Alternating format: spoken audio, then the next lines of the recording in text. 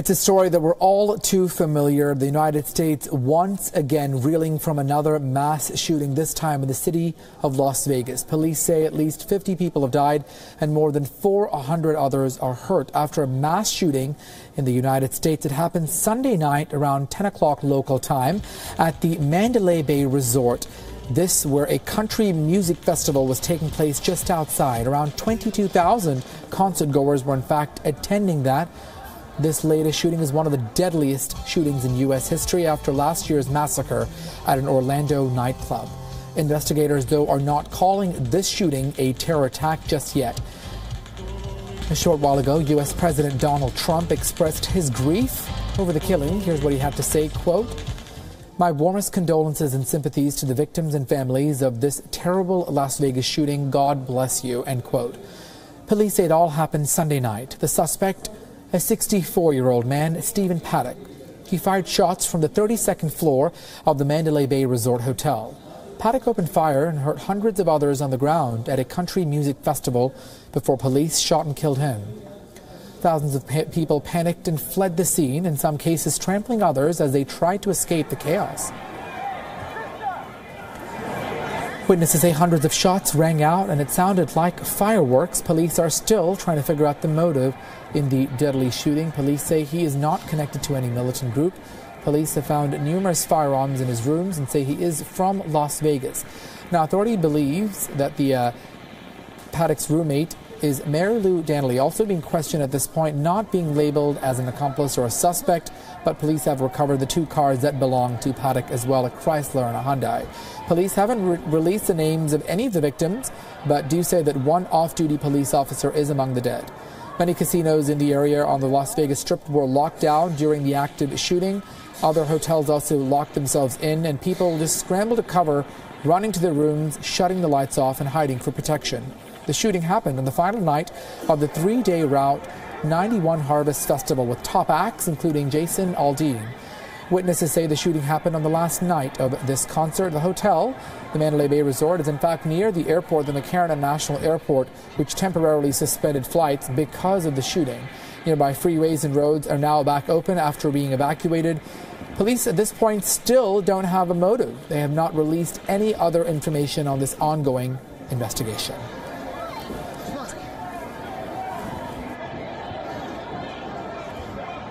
The number of injuries, I do not know yet, but we are looking in excess of 50 individuals dead and over 200 individuals injured at this point. I am going to provide you his identity at this point. His name is Stephen Paddock. Obviously, this is a tragic incident and one that we have never experienced in this valley. So what we're going to try to do is the best we can to get our first responders back on their feet and responding and conducting a proper investigation and ensure that we have the safety of this community at heart. My condolences go out to the loved ones that lost their lives and their families, and we will do the best we can to make it as easy as possible for you to get information as we know it.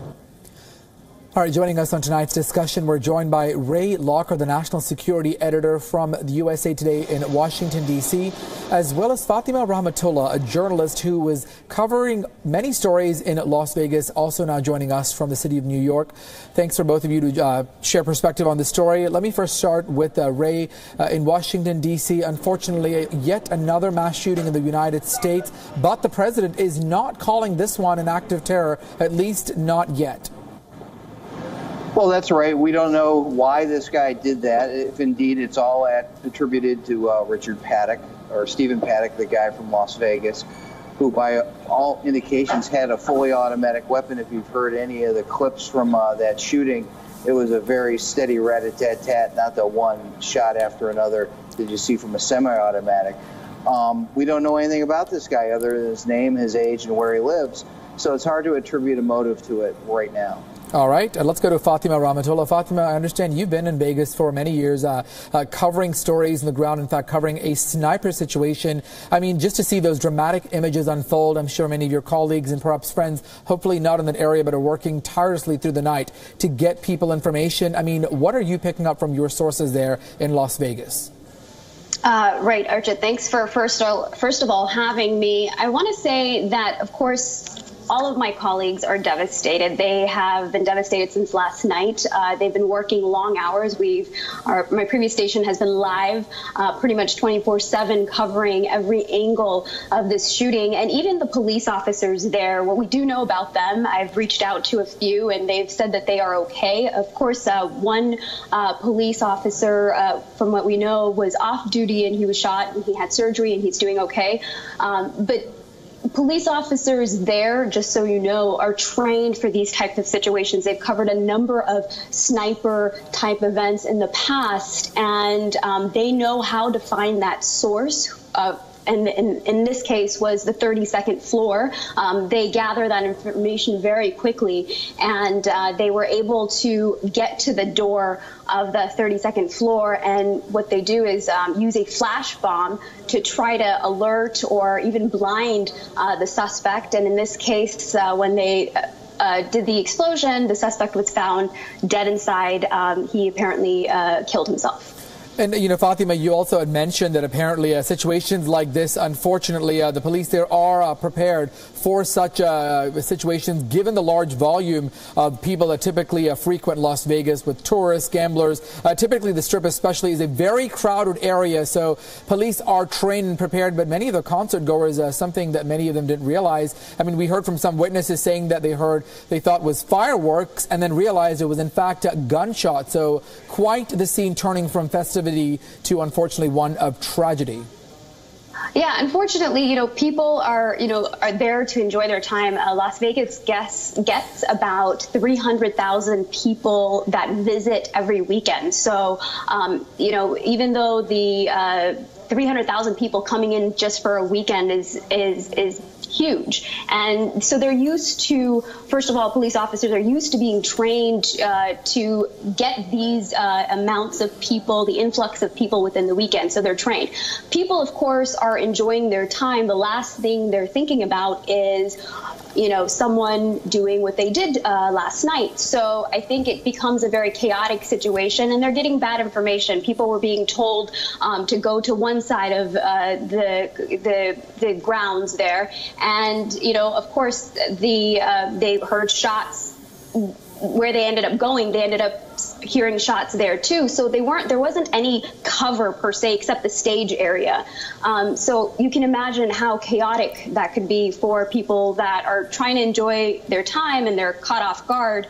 What they thought were fireworks then turned into basically bullets. And so some of them didn't even realize they were hit. One woman's account is that she was hit on the shoulder, but her friend, checked the body of her back and her front, and he couldn't see anything. And then minutes later, she noticed something on her shoulder. So some people didn't even realize that they were shot. Right. Unfortunately, a very tragic situation. We're going to come back to Ray and Fatima in just a minute. Now, I also want to get some perspective to our viewers here in India. When it comes to some of these mass shootings, unfortunately, this is not the first time that something like this has happened. The United States seeing several mass shootings over the last 2 decades. Let's sort of go through giving you the location, the incident when it happened, and the location. Of course, the most notable one of the deadliest in U.S. history, was last year, the Pulse nightclub shooting in Orlando, Florida, back in June of 2016, where 49 people were killed. Then there was a shooting at the Inland Regional Center in San Bernardino, California, just outside of Los Angeles, back in December of 2015, where 14 people were killed. And then another mass shooting, Emmanuel African Methodist Church in Charleston, South Carolina, back in June of 2015, where Dylan Roof opened fire and killed 9 people. Then in Washington, D.C., in fact, at the Navy Yard, back in September of 2013, 12 people were killed.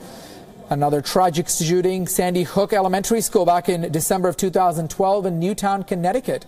26 people were killed in that school shooting. At a Salon Meritage at Seal Beach, California, back in October of 2011, 8 people were killed. Then there was that shooting at Fort Hood of the military base in Killeen, Texas, back in November of 2009, where 13 people were killed.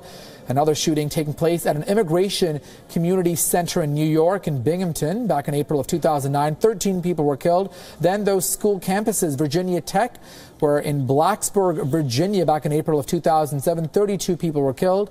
Then at Red Lake High School in Minnesota back in March of 2005. 9 were killed. And then Columbine High School in Littleton, Colorado, back in April of 1999. 13 people were killed. Let me bring Ray Locker back into the conversation. Ray, you know, it is a little sad to see how many shootings and situations like this the United States has dealt with. Other countries like Australia drastically changing their gun laws, but unfortunately it doesn't look like that is happening in terms of the U.S. government when it comes to mitigating these type of mass shootings. What needs to be done? What does the Trump administration need to do to prevent such mass shootings from happening going forward? Ray?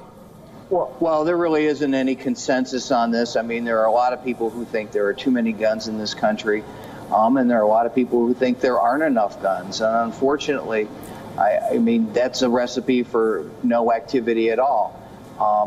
One thing that I think there is a general consensus on, though, is a little bit more done on mental health screening, perhaps some background checks related to mental health. There's always been talk about that. Maybe this case, once we find out what happened, whether Paddock was using a fully automatic weapon, there could be some momentum for restoration of the assault weapon ban, which we had up until the last decade. But it's really hard to tell. This is an issue that drives people on all sides crazy.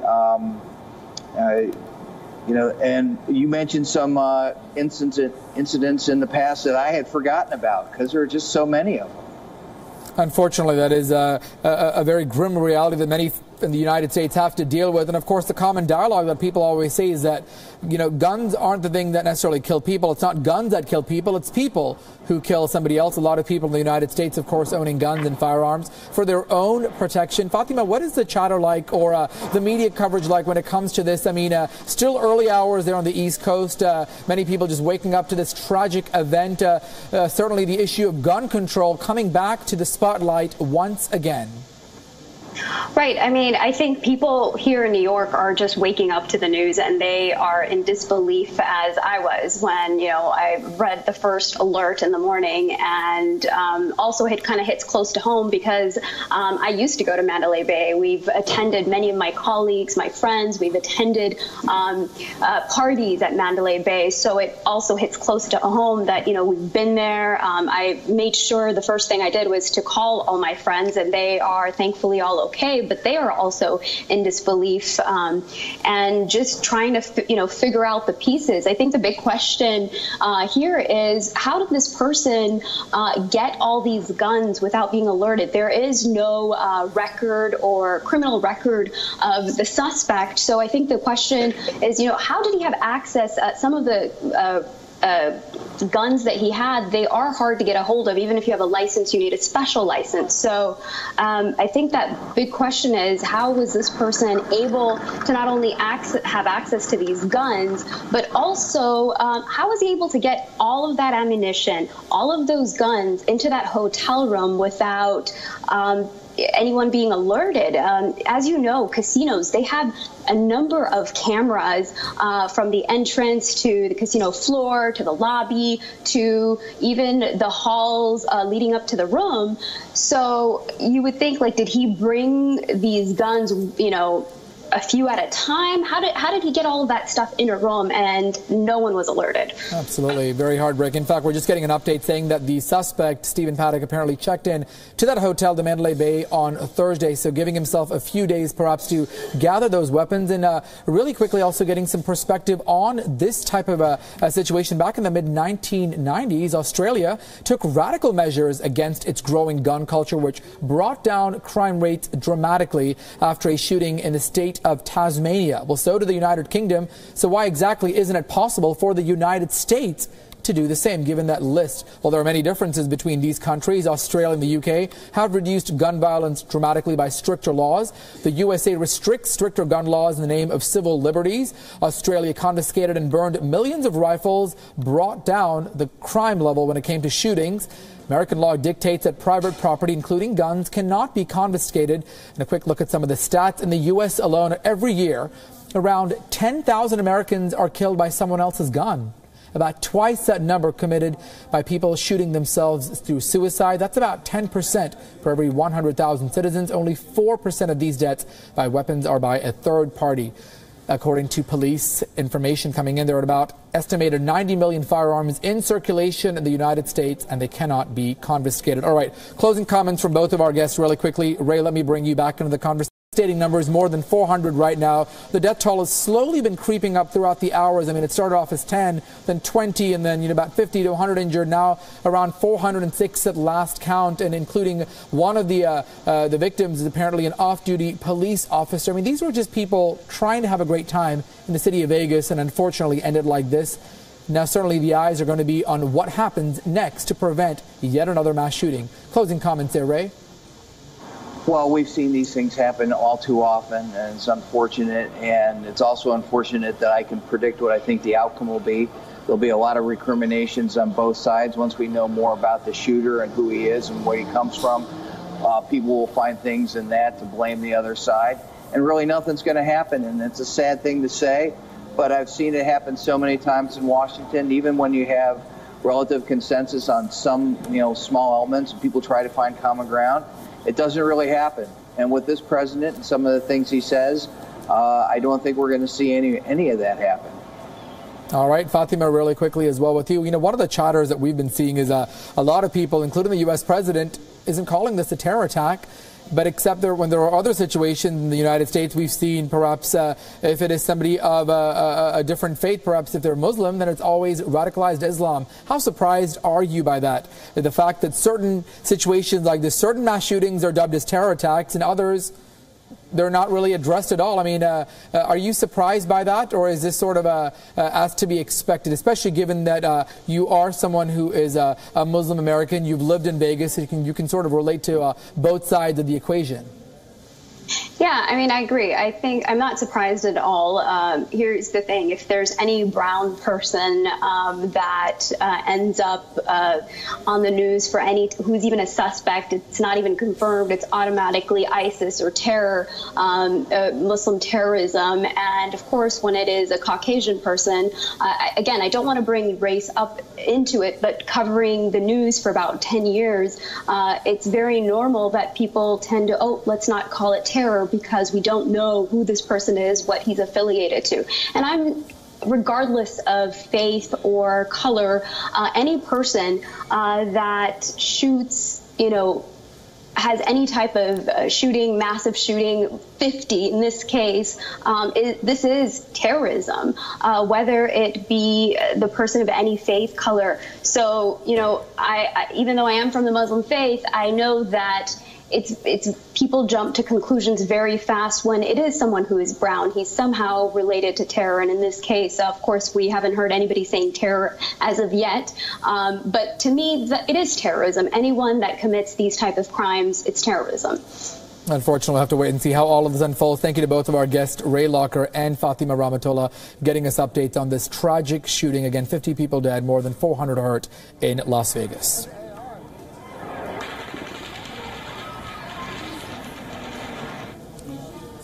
All right, moving on now to other stories we're tracking for you this hour. Google has now plans to provide struggling news outlets with some relief. The company is relaxing its rules and regulations after several media giants complained that their sales were suffering because of Google's online policies for publishers. Here's the story.